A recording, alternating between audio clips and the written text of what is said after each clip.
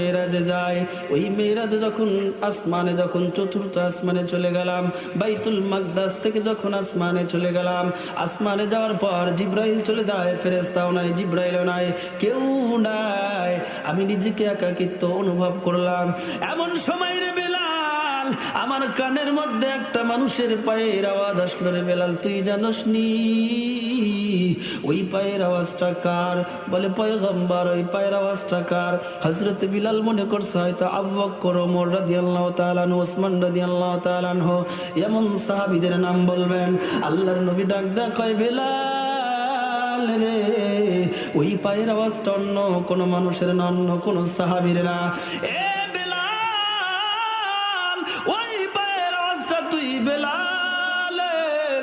বেলাল রে, ওই পায়ের আওয়াজটা তুই বেলালের। বেলাল, আমি একটা কথা তোরে জানতে চাই, তোর কাছে জানতে চাই।